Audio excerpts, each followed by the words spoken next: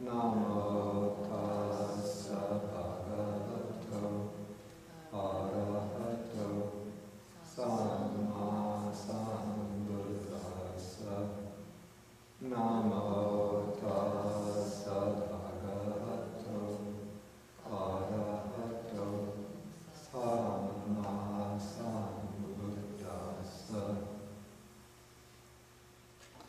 Okay, good morning, everyone. Okay, so this is the first day of a new course. So we're following only 2 weeks after the previous course ended. But now we're graduating from Buddha Studies 101. Now we're in something like, what would be in the university, 201? 103, I don't know how they number. Okay, so now we're going to be working through selected discourses in the Majjhima Nikaya. This is the middle-length collection of the Buddha's discourses.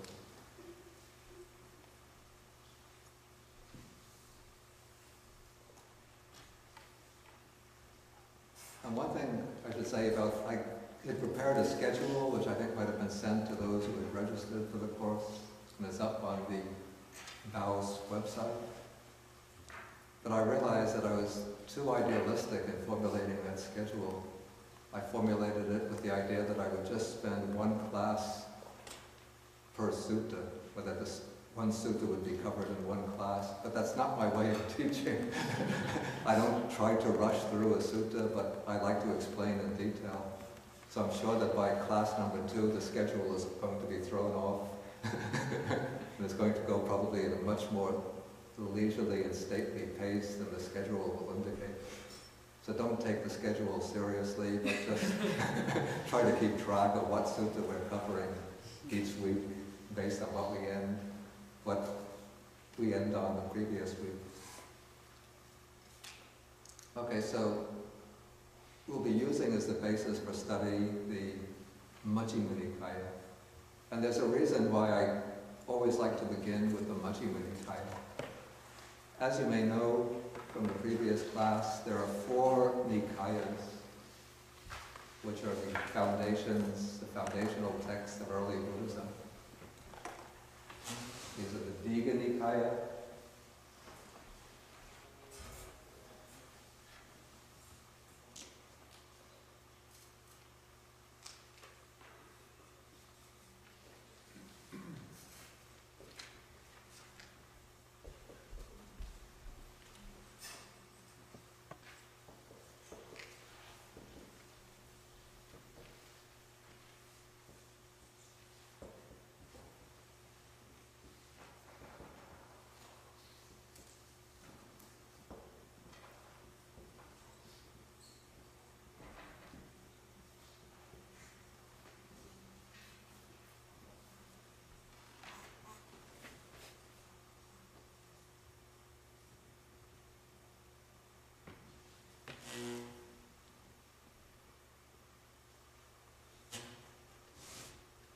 Okay, these are the Digha Nikaya, which is the collection of long discourses of the Buddha.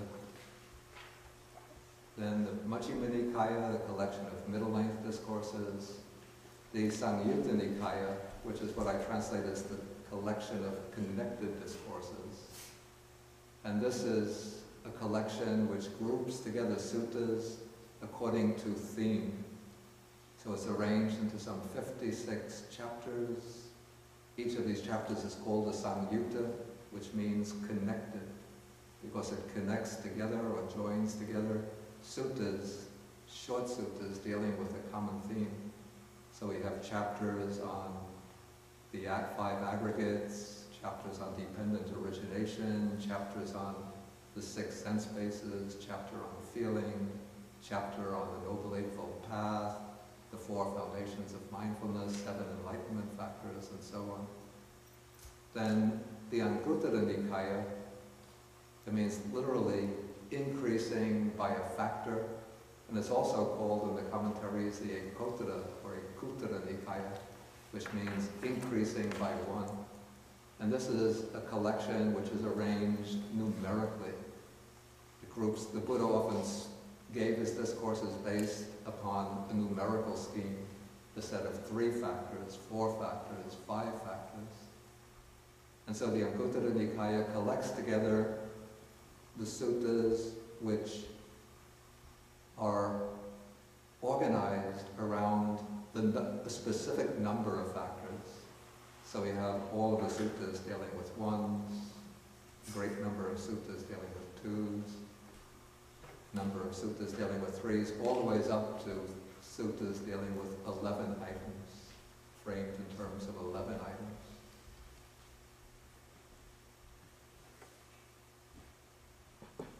Now it seems to me that even though if we just judge by the names and modes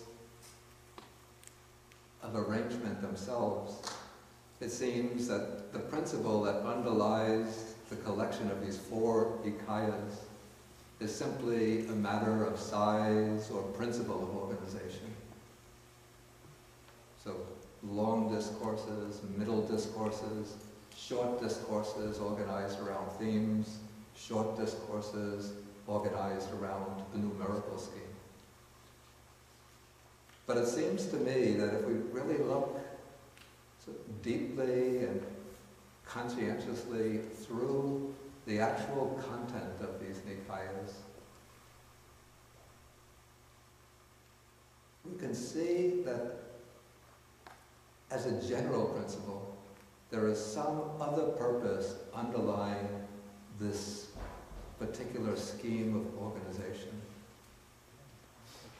And so the impression that I get is that the long discourses have largely what I would call a propagational function. We could even say a pedagogical function. That their purpose is to promote the Buddha's teaching within the context of the contemporary Indian social, cultural, and religious worlds in which Buddhism arose. They have an interview with the divers.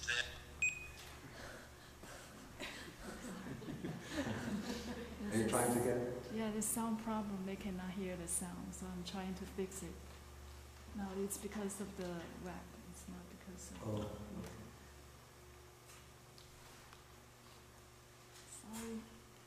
Okay, so we see, for example, in the Digha Nikaya, there are a number of suttas in which the Buddha is debating with Brahmins about the validity of the class system of that period.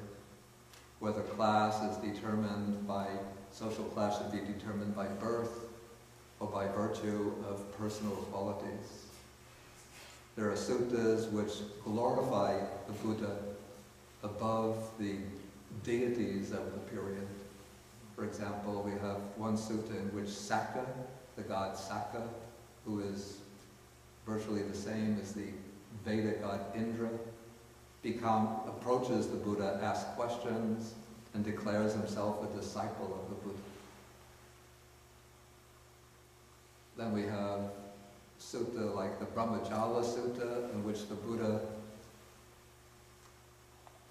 propounds 62 views of the period and then criticizes those views. Samanyapala Sutta, the second sutta in which the Buddha exalts the goals or the benefits that come from leading the life of renunciation. And then of course there's the Mahaparinibbana Sutta, which is a long composite sutta dealing with the last days of the Buddha.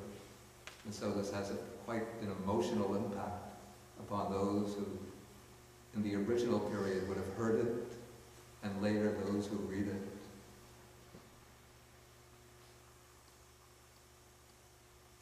In the Digha Nikaya, however, apart from the few suttas, like the Mahasatipatthana Sutta, Mahanidana Sutta, we don't find so many discourses dealing with what I would call the core teachings of early Buddhism. For this, the collection which best presents these types of teachings, in my opinion, is the Majjhima Nikaya. The Majjhima Nikaya has the double advantage of compressing what I would call the greatest variety of teachings into one collection. The greatest variety of fundamental collections. The greatest variety of fundamental teachings. It compresses into one collection. And it displays these teachings in a wide variety of different scenarios which can arouse the interest of the listener or the reader. And so there's a certain amount of narrative, dramatic content, and then also a wide variety of very fundamental, important, essential teachings, both in terms of doctrine and in terms of practice. And so it seems to me that whereas the Digha Nikaya was directed primarily outwardly to those living within the Indian society, those imbued with Indian culture,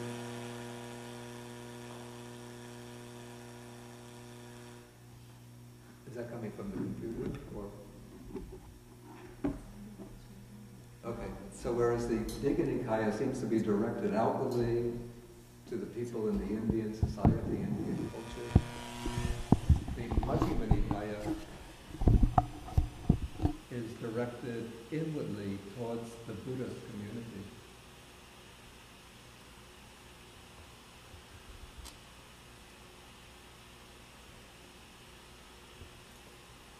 Is there some way to get rid of that?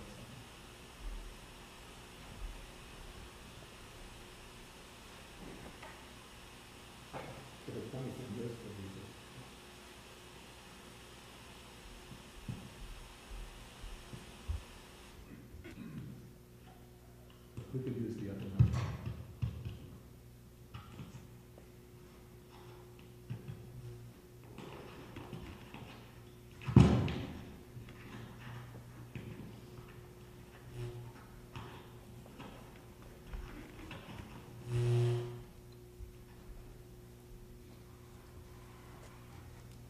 Sorry for the technical difficulties. So the Majjhima Nikaya seems to be directed inwardly towards the Buddhist community. And the way I see it, that its primary purpose is to acquaint first newly ordained monks and perhaps newly converted, newly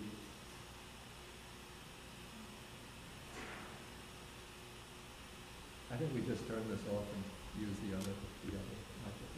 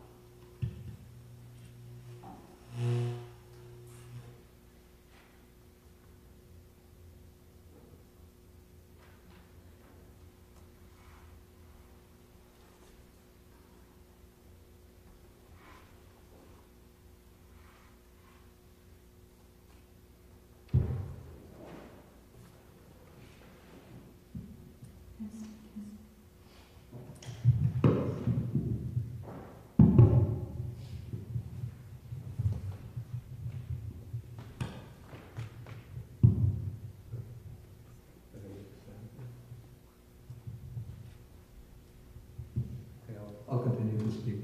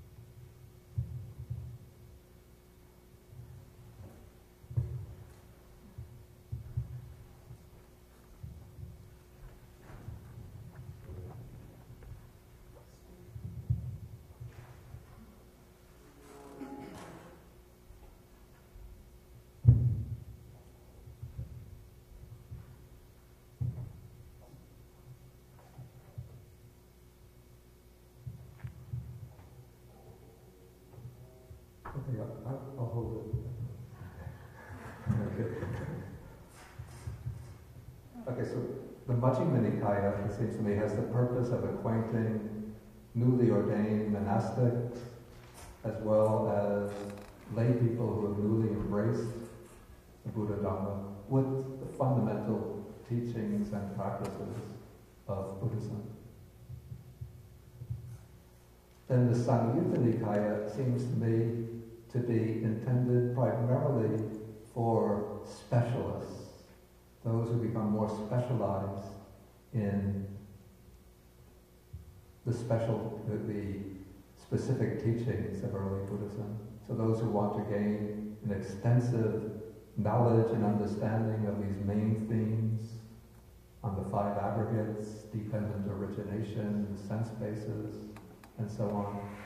And also for those who are engaged in the practice of intensive insight meditation, because the discourses on the aggregates, sense bases, dependent arising, Four Noble Truths deal with the themes or material that is to be contemplated in order to gain insight.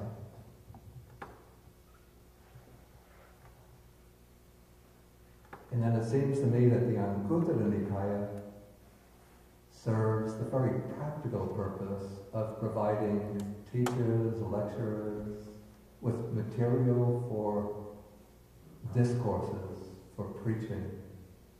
If any of you have ever given Dhamma lectures, you know how convenient it is to have a scheme, a numerical scheme, so that you might have 6 items, 7 items, 8 items. You don't have to worry very much about what you're going to speak on at length, but you just have this list of 6, 7, 8 items, maybe on a little slip of paper in front of you, and then you can just formulate the discourse around this little list of items. And so, if we look at these suttas in the Anguttara Nikaya, we see that a lot of them are concerned with monastic themes, different aspects of the monastic training. And so those suttas were probably intended for elder monks or elder nuns who had the purpose, who had the function, the responsibility for teaching younger monastics. But in the Anguttara Nikaya, we also find a lot of suttas dealing with aspects of lay life. So it occurred to me that the Anguttara Nikaya would have also provided material for monks who were charged with giving discourses with schemes and outlines to use when expounding the Dhamma to lay people and showing how these principles of the Buddha's teaching could be applied to their day-to-day life. So we have discourses on right livelihood, discourses on the responsibility of children to their parents, parents to children, husbands and wives to one another, and so on. Okay, so we will be taking as the basis for our study the middle-length discourses, which is, as I said, is the collection that, in my opinion, brings together the richest variety of teachings with the most interesting dramatic scenarios and diversity of scenes. And the first discourse that I'll be taking is called the Sabbasava Sutta. This is discourse number 2 in the Majjhima Nikaya. People sometimes ask, why don't you begin with Sutta number 1?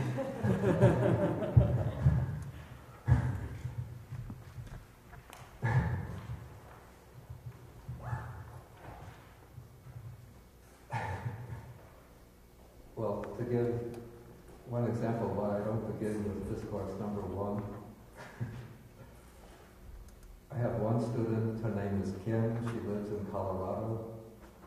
She was always saying to me, I want to study Pali, I want to study Pali, I want to study Pali. So then she came to this area. She was staying at Chwangyan Monastery for a few days, and she asked to sit in on my Pali class on the Mula Pariyaya Sutta, the first sutta of the Majjhima Nikaya. She sat in on the class, and when we walked out of the class, she said, I think I don't really have to learn Pali. It's enough if I know the main doctrinal terms. So the first discourse in the Majjhima Nikaya is very difficult, and to understand it properly, one has to have gone through, in my opinion, one has to have gone through the whole Majjhima Nikaya, had many of the suttas explained at length, and then one comes back to the first sutta, and one can begin to understand it. Otherwise, it's just like a series of riddles. Okay, so we will begin with sutta number 2. This is called the Sabhasava Sutta, which is the sutta on all. I don't really like so much the word paints. This was Venerable Nyanamoli's choice of this word. And so I decided just to adhere to Venerable Nyanamoli's terminology, but I'm not particularly fond of that word. I like to take the word asava and then analyze it etymologically.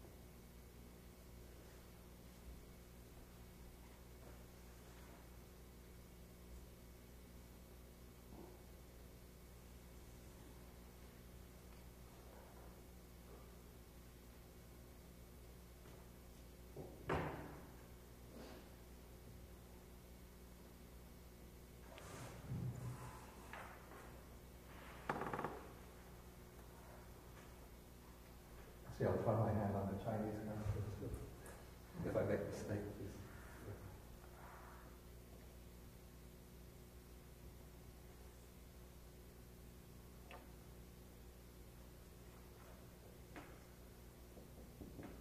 Is that correct?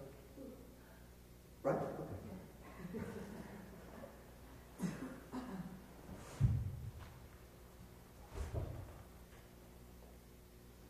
Okay, the word asava comes from the root su, which means to flow.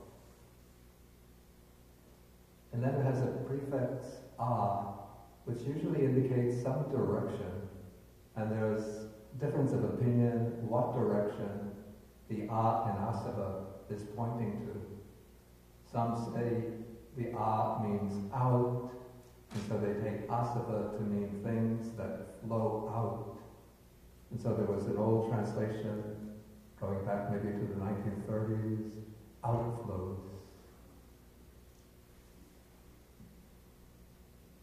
Or some use maybe fancier, more contemporary word, effluence, things that flow out, flow away. But it seems to me that the prefix a more generally has the sense of towards oneself. Where are you? For example, gacchati means to go, agacchati means to come, harati means to take, aharati means to bring.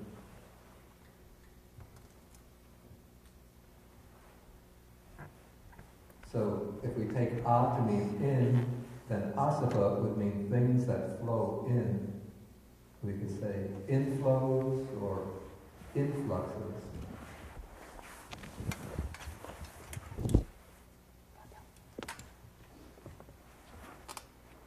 And the reason why I put the Chinese on the board is because it's quite helpful to indicate the way the translators, the early translators of Buddhist texts into Chinese understood the word. Sometimes the Chinese character is almost a little commentary on the meaning of the word. The character has the water radical, that's on the left, This part is a stone, the main part of the character.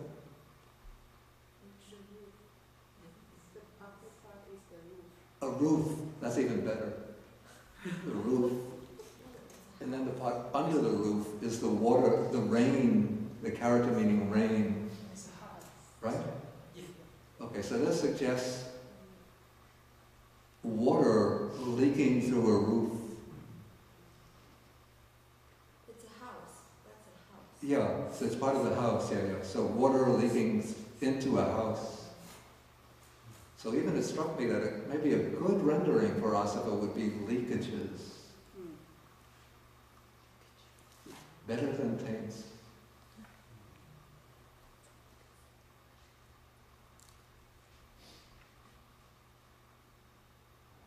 But so as not to, so that I don't confuse people, I'll probably continue to use taints when I explain this.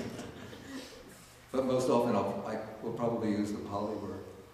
Okay, so this sutta begins when the Buddha is living in Jeta's Grove in Savatthi. He calls the attention of the monks, and then he speaks to them and he says, "Monks, I shall teach you a discourse on the restraint of all the taints. Listen and attend closely to what I shall say." Okay, the monks reply, "Yes." Then the Buddha starts to speak. And then he says, "Bhikkhus, monks, I say that the destruction of the taints is for one who knows and sees, not for one who does not know and does not see." And now we should notice immediately that there's a contrast between paragraph 2 and paragraph 3. In paragraph 2, the Buddha says he's going to give a discourse on the restraint of all the taints. Here the word is sangha.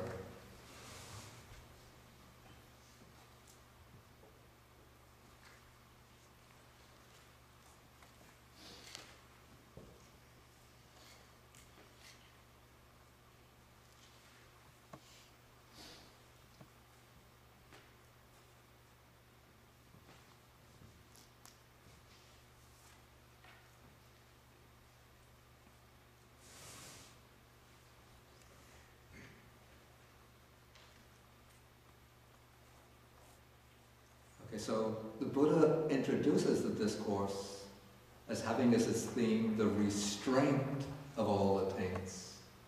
And our restraint has two aspects. The aspect of first keeping under control, and then the aspect of elimination or eradication. And so the destruction of the taints, we could say, is the culmination of a process that begins with restraining the taints. One has to start off by keeping the taints under control, preventing them from arising, preventing them from dominating one's thoughts, one's emotions, one's actions. And then one has to cultivate the systematic path of the Buddha in order to completely eliminate the taints, that is, through their destruction. Okay, first, what is it that we are speaking about when we use this word taints, influxes, leakages? The way I understand this word, I take it to mean, I use the expression, the primordial defilements that lie at the base of samsaric becoming, that lie at the root or base of the cycle of birth and death. Maybe we can call them even the fundamental forces at the hub of the wheel of birth and death. So the Buddha teaches in the early discourses that there are 3 asavas, 3 taints.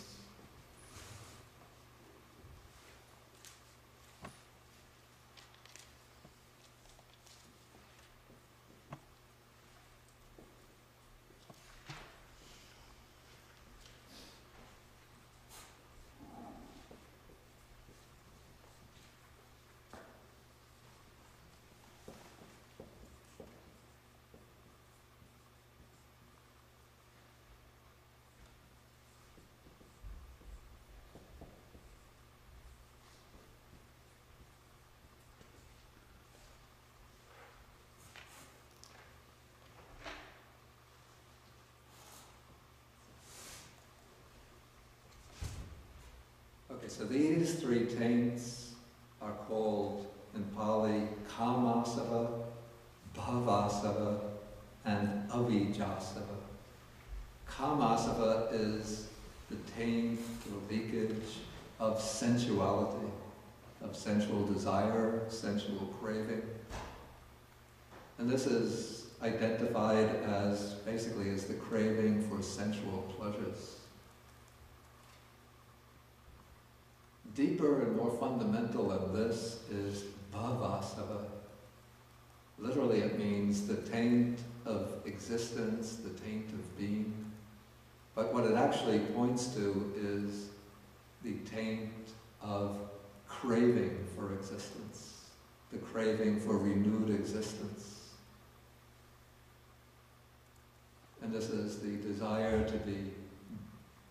to go on existing as an individual being, and then this takes the form of the craving for eternal life, for personal immortality, or the craving to be reborn in a particular realm of existence in order to enjoy the happiness and bliss that supposedly are present within that realm. And then the 3rd asava is the taint or leakage of ignorance. And this means basically not understanding the real nature of things. Usually it's identified technically with not knowing, not seeing the 4 Noble Truths.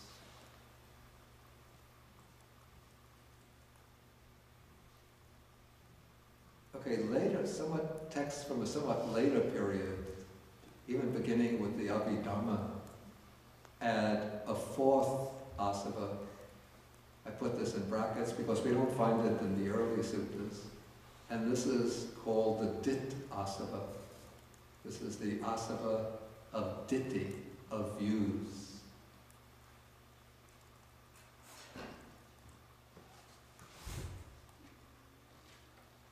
And the way I would understand it, the Dit asava are views which, when they are clung to, become a basis for sustaining the movement of the cycle of birth and death.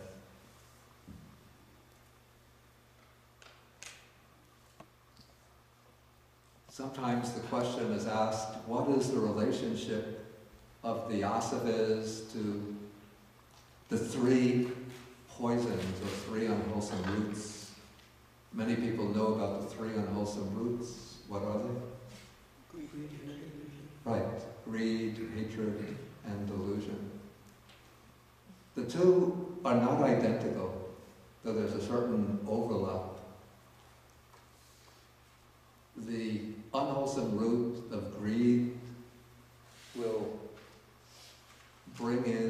correspond with the taint of sensuality and the taint of craving for existence.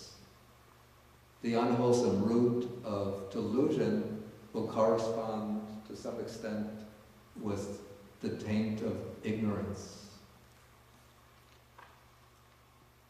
But the unwholesome root of hatred or aversion we don't find amongst the asavas. And this raises an interesting question, why? And I haven't found this point discussed in the texts themselves, so I just have come up with my own conjecture about the reason.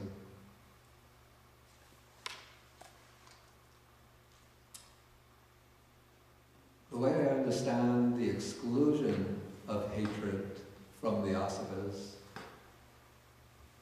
is because the asavas are intended to enumerate those factors that are responsible for driving the forward movement of samsara, the cycle of birth and death.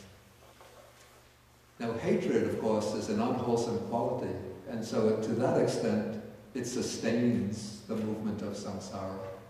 But it is not a factor that attaches one to the cycle of birth and death. Rather, it's a factor that motivates strong, unwholesome action. Unwholesome action that will bring miserable results in the future.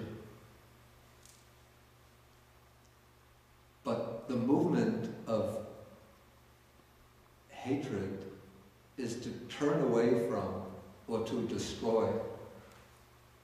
Whereas those qualities called asavas, sensuality, the craving for existence, and ignorance, and even the wrong view, their direction, their tendency is to become attached, to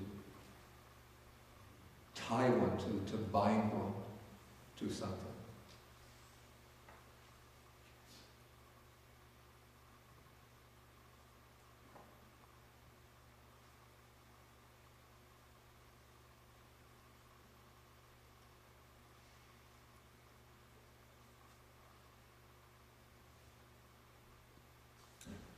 The actual word asava was used even before the time of the Buddha.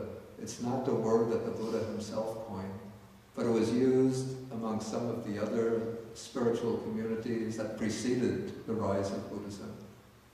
Particularly the Jains used the word asava, but with a somewhat different meaning than the word has in Buddhism. The Jains used it to mean the flowing in of karma. In their view, karma was a kind of material particle that entered into the soul whenever one performs unwholesome actions. And so this karma soils or taints the pure soul as a kind of dark material particle. The Buddha apparently took over the word asava in the sense of things that flow in, but he doesn't use it in relation to karma, but in relation to these basic defilements. And so the task of the spiritual life, according to the Buddha's teachings, is to eliminate completely the asavas. The asavas are the driving forces at the root of, at the base of samsara. And so the task is to reach what is called the destruction of the asavas. That is asavakaya.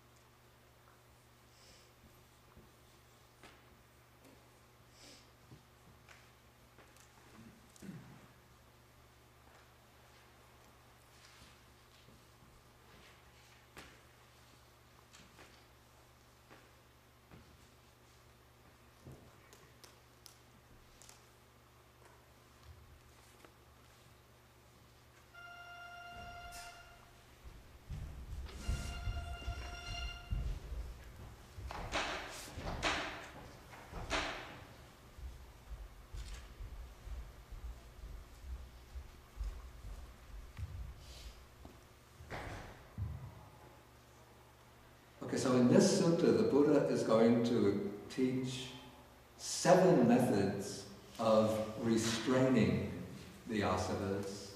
Of these 7 methods, 2 of them are concerned with eradicating or eliminating the asavas. And the other 5 methods will be concerned with restraining the asavas in the sense of keeping them under control, preventing them from arising and becoming stronger.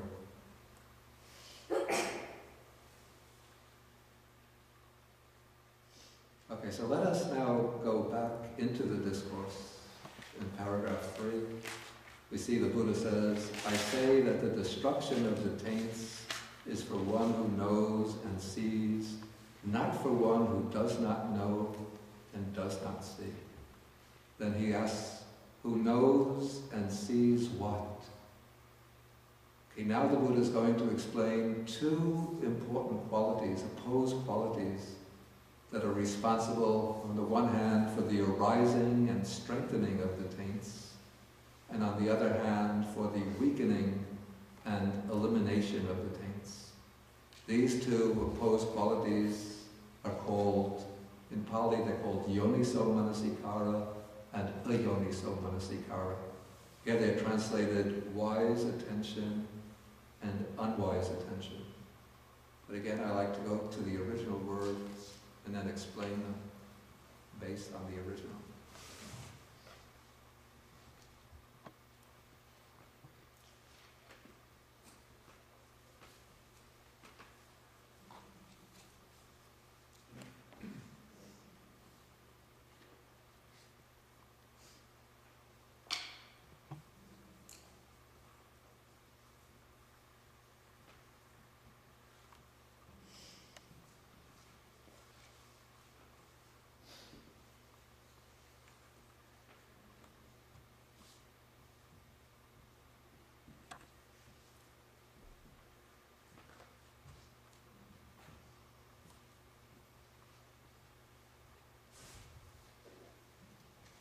What is called wise attention is yoniso manasikara. So the word yoniso doesn't really mean wise, but it's an ablative. Well, not many people know what ablative is, except those who study Pali grammar. Anyway, it's a form based on the word yoni, which has the meaning of origin, source. It also means the womb of a woman.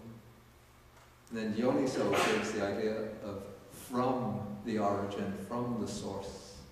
So the idea seems to be that one goes to the source, to the fundamental origins of things, and then explores a particular issue, a particular matter, thoroughly, carefully, methodically. Say that one explores or investigates a particular matter accurately, meticulously, thoroughly. Then the opposite of that is ayoniso manasikara, which means that when one attends to something, one attends in a sloppy way, a careless way, a superficial way.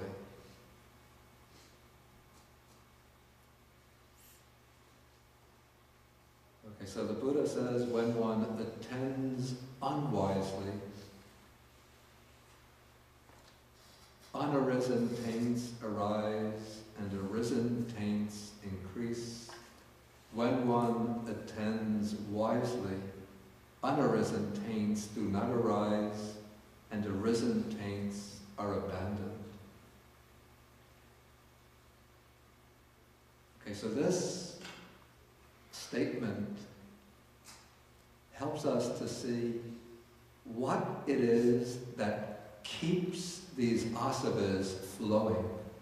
So it takes us even to a very fundamental level. If we want to eradicate, to eliminate the defilements, we have to understand what keeps them, what sustains them, what keeps them flowing and moving along. And then we have to know what to do from a practical point of view, what one has to do to keep them from arising and to abandon them. And the key to both issues lies in the way we direct our attention to our experience.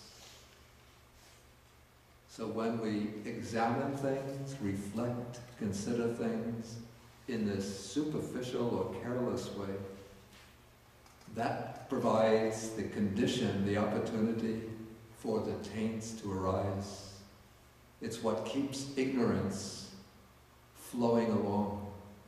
You know, in the formula of dependent origination, we trace the 12 links back to ignorance. Avijja, paccaya sankhara. Depending on ignorance, the volitional activities arise. Dependent on volitional activities, consciousness, name and form, and so on. And so what keeps the ignorance intact is this habit or practice of attending carelessly, superficially, unmethodically to things. And since the whole process of liberation begins with the elimination of ignorance, then the question comes, how does one remove ignorance? Then the answer that this statement is suggesting is through wise attention, systematic, methodical attention.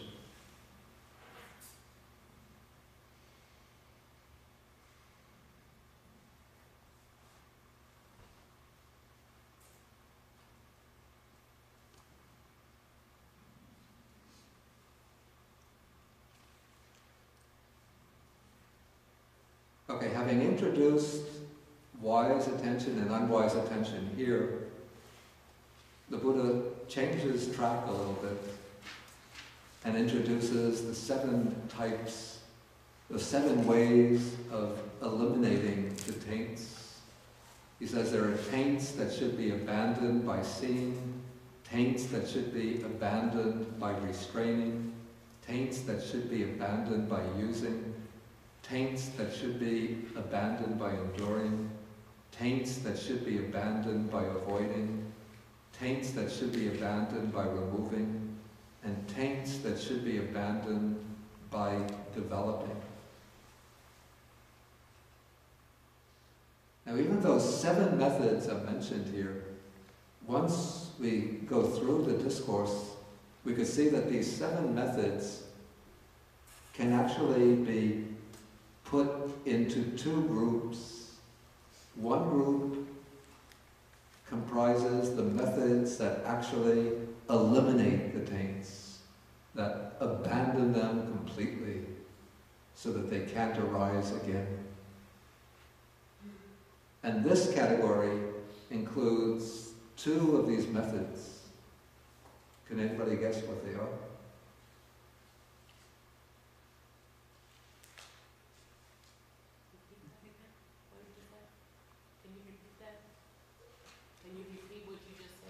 I said, of these 7 methods, 2 of the methods deal with the eradication, elimination of the taints.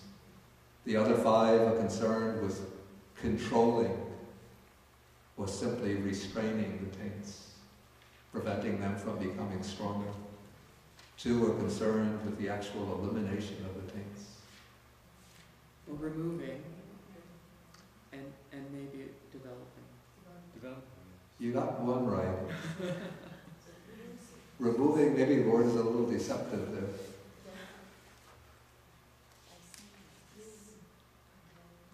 More loudly? I'm guessing using. No. Oh, but you are masters. Okay, but she let the cat out of the bag. The first one is seeing.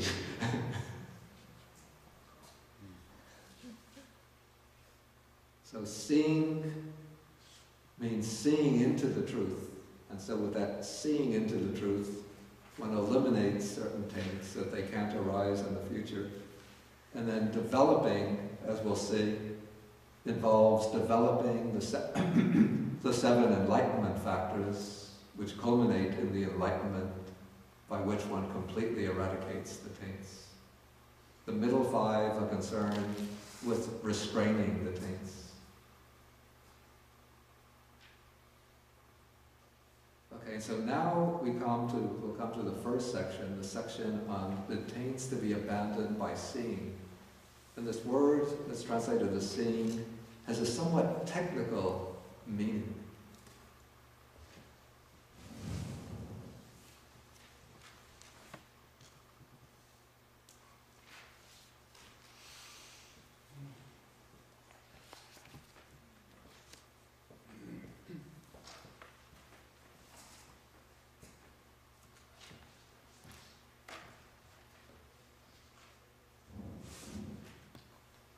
if I'm putting too many polywords on the board and you think I'm overloading you with foreign terms, please complain to me. I don't want anybody to get discouraged thinking, boy, this guy just speaks in a foreign language and we can't